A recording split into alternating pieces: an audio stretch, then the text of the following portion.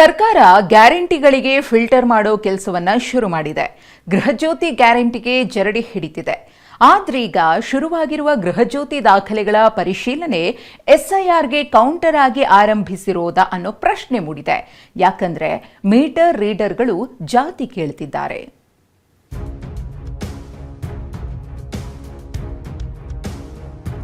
ಗೃಹಜ್ಯೋತಿ ಪರಿಶೀಲನೆ ಹೆಸರಲ್ಲಿ ಜಾತಿ ಸಂಗ್ರಹ, ಸರ್ಕಾರದ ಮತ ಲೆಕ್ಕಾಚಾರ. ಚುನಾವಣಾ ಆಯೋಗದ ಎಸ್ಐಆರ್ಗೆ ಸೆಡ್ ಹೊಡೆಯುವಂತೆ ಮತದಾರರ ಮಾಹಿತಿ ಸಂಗ್ರಹ. ಗೃಹಜ್ಯೋತಿ 200 ಯೂನಿಟ್ ವರೆಗೆ ಉಚಿತ ವಿದ್ಯುತ್. Hotel Management with AI. Join IIHM, International Institute of Hotel Management. ನೀಡುವ ಕಾಂಗ್ರೆಸ್ ಸರ್ಕಾರದ ಮಹತ್ವಾಕಾಂಕ್ಷೆ ಗ್ಯಾರಂಟಿ. ಅನರ್ಹರಿಗೆ ಗ್ಯಾರಂಟಿ ಯೋಜನೆ ಲಾಭ ಸಿಗಬಾರದಂತ ಸರ್ಕಾರ ಗ್ಯಾರಂಟಿ ಯೋಜನೆಗಳಿಗೆ ಫಿಲ್ಟರ್ ಮಾಡ್ತಾ ಇದೆ. ಇದರ ಭಾಗವಾಗಿ ರಾಜ್ಯಾದ್ಯಂತ ಆಪರೇಷನ್ ಗೃಹಜ್ಯೋತಿ ಶುರುವಾಗಿದೆ. ಮನೆ ಮನೆಗೆ ಬರೋ ಮೀಟರ್ ರೀಡರ್ಸ್ ನೀವು ಕೊಟ್ಟಿರೋ ಮಾಹಿತಿ ಅಸಲಿಯೋ ನಕಲಿಯೋ ಅಂತ ಪರಿಶೀಲನೆ ನಡೆಸುತ್ತಿದ್ದಾರೆ. ಹುಬ್ಬಳ್ಳಿ ಹೆಸ್ಕಾಂ ವ್ಯಾಪ್ತಿಯ ಎಲ್ಲ ಜಿಲ್ಲೆಗಳು ಕೂಡ ಇದೀಗ ಪುನರ್ ಪರಿಶೀಲನೆ ಆರಂಭವಾಗಿರುವಂಥದ್ದು. ಇದೀಗ ಸ್ವತಃ ಹೆಸ್ಕಾಂ MD ಅವರು ಆಗಮಿಸಿ ಒಂದು ಪರಿಶೀಲನೆ ಮಾಡುವಂಥ ಒಂದು ಕೆಲಸವನ್ನು ಮಾಡ್ತಾ ಇರುವಂಥದ್ದು. 2500 ಮೀಟರ್ ರೀಡರ್ಸ್ ಇದ್ದಾರೆ. ಅಷ್ಟು ಬ್ಲಾಕ್ಗಳಲ್ಲಿ ಕಮೆಂಟ್ಸ್ ಮಾಡಿದ್ದೀವಿ. ಈಗ ಎಲ್ಲ ದಾಖಲೆ ಆಧಾರ್ ಆಗಿರ್ಬೋದು, ಪಾನ್ ಕಾರ್ಡ್ ಇದ್ದವರು PAN card, ration card, caste certificate ಆಗಿರ್ಬೋದು, ವೋಟರ್ ಎಪಿಕ್ ಕಾರ್ಡ್ ಇದೆಯಲ್ಲ ಅದು ಎಲ್ಲ ದಾಖಲೆಗಳು ಅವ್ರ ಹತ್ರ ಇರಬೇಕದು. ಅದರಲ್ಲಿ ಕೆಲವೊಂದು ದಾಖಲೆಗಳನ್ನು ನಾವು ಫೋಟೋ ಕ್ಯಾಪ್ಚರ್ ಮಾಡಿ ಮೊಬೈಲ್ ಆ್ಯಪಲ್ಲಿ ಅಪ್ಲೋಡ್ ಮಾಡ್ತೀವಿ. ಆ ದಾಖಲೆಗಳನ್ನು ನಾವು ಹೋದಾಗ ಅವರು ಅದನ್ನು ರೆಡಿ ಮಾಡಿ ಇಟ್ಕೊಂಡಿರಬೇಕು. ಅದ್ರ ಜೊತೆಗೆ ಅರ್ಜಿದಾರರ ಒಂದು ಭಾವಚಿತ್ರ ಕೂಡ ಬೇಕಾಗುತ್ತೆ. ಫಲಾನುಭವಿಗಳಿಂದ ಪಾನ್ ಕಾರ್ಡ್ ಮಾಹಿತಿ ಸಂಗ್ರಹ. ಟ್ಯಾಕ್ಸ್ ಕಟ್ಟೋರಿಗೆ ಗೃಹಜ್ಯೋತಿ ಯೋಜನೆ ಲಾಭ ಕಟ್. ವಿಷಯ ಅಂದರೆ ಕಳೆದ ಬಾರಿ ಕೇವಲ ಆಧಾರ್ ಕಾರ್ಡ್ ನಂಬರ್ ದಾಖಲಿಸಿ ಉಚಿತ ವಿದ್ಯುತ್ ಯೋಜನೆ ಲಾಭ ಪಡೆದುಕೊಳ್ಳಲಾಗ್ತಿತ್ತು. ಆದರೆ ಈ ಬಾರಿ ಆಧಾರ್ ಕಾರ್ಡ್ ಜೊತೆಗೆ ವೋಟರ್ ID ಎಪಿಕ್ ನಂಬರ್ ಜೊತೆಗೆ ಪಾನ್ ಕಾರ್ಡ್ ಮತ್ತು ಜಾತಿ ಸರ್ಟಿಫಿಕೇಟ್ ದಾಖಲೆಯನ್ನು ಕೊಡಬೇಕಾಗಿದೆ.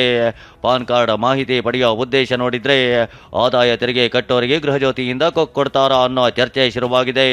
ಇದಷ್ಟೇ ಅಲ್ಲ, ವೋಟರ್ ID ಮತ್ತು ಜಾತಿ ಮಾಹಿತಿ ಸಂಗ್ರಹಿಸೋದ್ರ ಹಿಂದೆ ದೊಡ್ಡ ಪೊಲಿಟಿಕಲ್ ಮಾಸ್ಟರ್ ಪ್ಲಾನ್ ಕೂಡ ಅಡಗಿದ್ಯಾ ಅನ್ನೋ ಚರ್ಚೆ ನಡೆಯುತ್ತಿದೆ.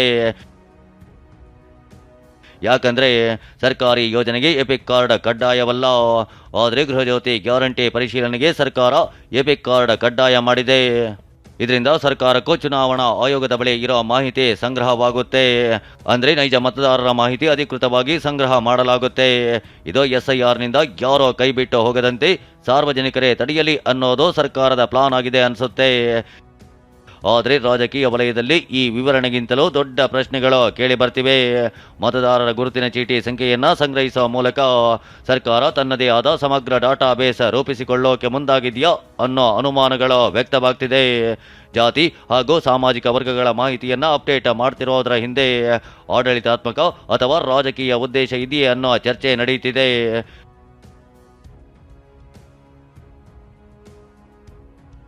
ಸರ್ಕಾರದ ಈ ನಡೆಗೆ ವಿಪಕ್ಷ ನಾಯಕ ಆರ್ ಅಶೋಕ್ ಕೆಂಡಾಮಂಡಲವಾಗಿದ್ದಾರೆ. ಚುನಾವಣೆಗೂ ಮುನ್ನ ಉಚಿತ ಅಂತ ಬೊಬ್ಬೆ ಹೊಡೆದು ಅಧಿಕಾರಕ್ಕೆ ಬಂದ್ರು. ಈಗ ಖಜಾನೆ ದಿವಾಳಿಯಾಗಿದೆ ಅನ್ನೋದನ್ನ ಮುಚ್ಚಿಡೋಕೆ ಈ ಕತ್ತರಿ ಪ್ರಯೋಗ ಮಾಡ್ತಿದ್ದಾರೆ ಅಂತ ಪೋಸ್ಟ್ ಮಾಡಿದ್ದಾರೆ. ಇನ್ನು ರಾಜ್ಯ JDS ಘಟಕ ಕೂಡ X ಖಾತೆಯಲ್ಲಿ ಪೋಸ್ಟ್ ಮಾಡಿ ಉಚಿತ ವಿದ್ಯುತ್ ಪಡೆಯಲು ಪಾನ್ ಕಾರ್ಡ್ ಯಾಕೆ ಬೇಕು, ವಿದ್ಯುತ್ ಸಂಪರ್ಕಕ್ಕೂ ಜಾತಿ ಪ್ರಮಾಣ ಪತ್ರಕ್ಕೂ ಏನು ಸಂಬಂಧ ಅಂತ ಪ್ರಶ್ನೆ ಮಾಡಿದೆ. ಆದರೆ ಈ ಎಲ್ಲ ಪ್ರಶ್ನೆಗಳಿಗೆ ಸರ್ಕಾರದಿಂದ ಮತದಾರರ ಮಾಹಿತಿ ಸಂಗ್ರಹವೇ ಉದ್ದೇಶ ಅನ್ನೋ ಯಾವುದೇ ಅಧಿಕೃತ ಸ್ಪಷ್ಟನೆ ಇಲ್ಲ.